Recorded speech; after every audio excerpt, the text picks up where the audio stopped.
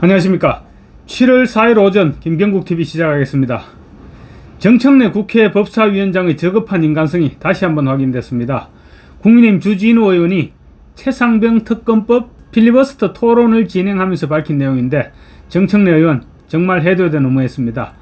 검사 출신으로 윤석열 대통령의 최측근이기도 한 주진우 의원은 국민의힘의 새로운 공격수로 등장했습니다. 끝까지 침착을 잃지 않으면서도 논리적인 토론으로 민주당 의원들을 완전히 압도했습니다. 토론 중간중간에 민주당 의원들이 고함을 지르고 난리법석을 떨었지만 차분하게 일일이 받아치는 모습도 인상적이었습니다. 민주당 의원들은 심지어 시간 제한이 없는 토론을 중단하라고까지 요구했습니다. 그만큼 주 의원의 논리에 압도당했던 것입니다. 주 의원이 밝힌, 그러니까 국민의힘이 법사위 상임위에 참여하기 전에 민주당이 단독으로 상임위를 운영할 때 있었던 일입니다. 전현희 의원과 정청래 위원장의 콤비 플레이였습니다. 전현희 의원은 문재인 정부에서 권익위원장으로 임명됐는데 정권교체 이후에도 자리를 지켰다가 여러가지 논란을 빚었습니다. 정무직인 권익위원장은 정권교체가 되면 보통 물러나는 것이 통상적인 일입니다. 그런데 전현희 위원장은 임기를 지키겠다면서 물러나지 않았습니다. 그래서 정부와 갈등을 빚었고, 그 과정에 매일 넉장 출근을 하고 출장비도 문제가 있다는 사실이 제보가 됐습니다. 그래서 감사원 감사를 받았는데 국회의원이 되자 즉각 감사원에 보복을 했습니다. 전 의원은 감사원을 피감기관으로 둔 법사위 소속인데, 법사위에서 감사원 간부들의 5년치 출장 내역과 업무 추진비 자료를 제출할 것을 요구했습니다. 자기가 당했던 그대로를 돌려주겠다는 것이죠. 명백한 이해 충돌이자 보복 행위를 대놓고 했던 것입니다. 그러자 정청래 위원장이 감사원 관계자를 향해서 웃으면서 자료를 제출하는 방법이 있고 울면서 제출하는 방법이 있다. 뭘 선택할 것인가? 이렇게 말했습니다. 완전히 조롱한 것이죠. 정말로 상임위원장의 품격이라고는 찾아볼 수 없는 저열한 행동이었고 갑질이었던 것입니다.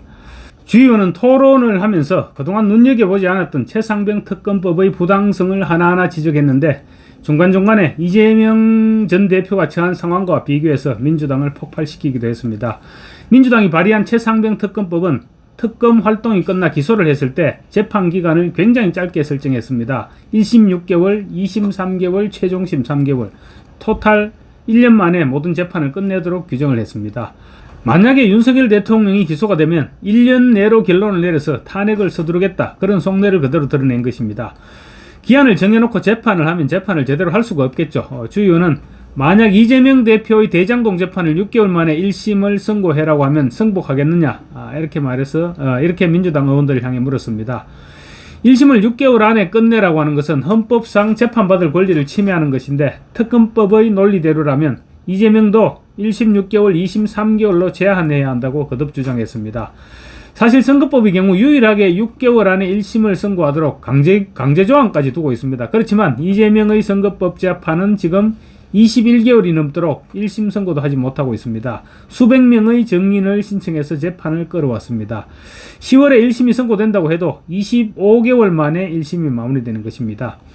주 의원은 이재명의 재판과 비교할 때 재판 기한을 설정한 것은 또 다른 내로남불이다, 이렇게 주장했습니다. 그러면서 그러려면 이재명의 재판부터 특검해서 재판의 기한을 둬야 한다고 주장했습니다. 주 의원이 이재명을 비유 대상으로 삼자 민주당에서는 난리가 났습니다. 서영교 의원과 문정복 의원 등이 단상 앞으로까지 나와서 사과하라고 소리치면서 요구해서나 끝까지 침착하게 대응해서 민주당 의원들을 공격을 무색해 했습니다.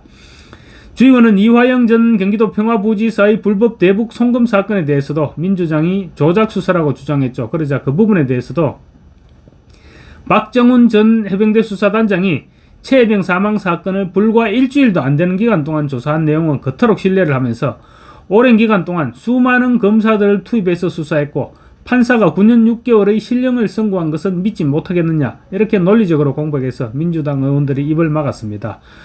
또 일주일 만에 8명을 입건한 결과에 대해서도 국방부 장관이 좀 더 정교하게 처리하라고 지시한 것이 부당하냐, 이렇게 물었습니다. 주 의원은 박정훈 전 수사단장이 일주일 만에 수사 결론을 내렸다는 점에 의문을 제기하면서 왜 이렇게 급하게 적은 인력으로 빨리 결론을 내리려고 했는지 이해되지 않는다라고 운을 뗐습니다. 그러자 민주당 서영교 의원이 앉은 자리에서 박 전 단장은 철저하게 수사했다, 이렇게 소리를 질렀습니다. 그러자 주 의원은 예를 들어 대장동 비리를 일주일이나 열흘 만에 민주당 인사 10명씩 입건해서 조사받으라고 나오라면 민주당 의원들은 수긍할 수 있겠나? 피의자로 입건한다는 것은 굉장한 불이익에 해당한다. 이렇게 맞받았습니다. 그러자 서 의원을 비롯한 민주당 의석에서는 고함이 터져나왔고 왜 민주당 의원들을 예로 드냐? 사과하라. 이렇게 고함쳐서나 주 의원은 끝내 차분함을 잃지 않았습니다. 그리고 또 제대로 따지지도 않고 조작 음모라고 단정해서 공수처가 의도적으로 그것도 통째로 흘린 통화 내역을 가지고 대통령이 관련됐다는 주장은 분명히 잘못됐다고 논리적으로 접근했습니다. 그러면서 민주당 주장처럼 통화 내역만으로 마음대로 유죄라고 규정한다면 만약 김성태 상방울 전 회장과 이재명 전 대표가 통화 내역 하나만으로 모든 범죄를 자백했다고 봐도 되느냐 이렇게 되물었습니다. 그러니까 결국은 통화 내역이 중요한 것이 아니고 통화 내역 그 뒷단의 통화 내용도 중요한데 무턱대고 통화 내역이 있다고 대통령이 모든 것을 시켰다는 식으로 주장하는 것은 논리적 모순이라는 것이죠. 주 의원에 따르면 민주당 정부에서 임명한 공수처장에 의해 임명된 공수처 검사 가운데 누군가가 수사기록 가운데 수십 페이지에 달하는 통화 내역을 통째로 특정 언론에 흘렸다고 합니다. 주 의원은 또 박정훈 전 조사단장의 조사보고서상의 허술한 점도 꼬집었습니다. 박정훈 전 단장의 애국심은 인정하지만 성급하게 결론을 내리려 하다 보니 허점이 있었는데 그런 부분들을 보강하자고 했던 것이지 조사 결과를 뒤집거나 없애자고 했던 것은 절대 아니었다고 강조한 것입니다. 박정훈 전 수사단장은 임성근 전 사단장 이외에 중사급 하급자도 입건했던 것으로 드러났습니다. 그런데 민주당이 이 부분은 언급하지 않고 있었던 것입니다. 사단장이 입건됐다가 제외된 경우만 따지고 중사급 하급자가 입건됐다가 제외된 부분은 따지지 않는 것은 사건을 특정 방향으로 몰아가기 위한 전략이 아니냐는 것입니다. 주 의원에 따르면 박정훈 전 단장은 수색 중 부하를 구하기 위해 수영도 제대로 못하면서 물속으로 뛰어든 중사도 입건자 명단에 포함시켰다고 합니다.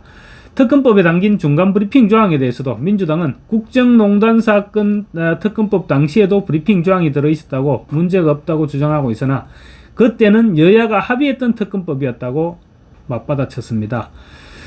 본회의장에서는 특별한 경우를 제외하고는 박수를 금지시키고 있습니다. 그런데 주 의원의 토론 중간중간에 여당 의원들이 박수가 터져나왔고 사회를 보던 주호영 국회 부의장이 몇 차례 경고를 하기까지 하는 그런 일도 발생했습니다.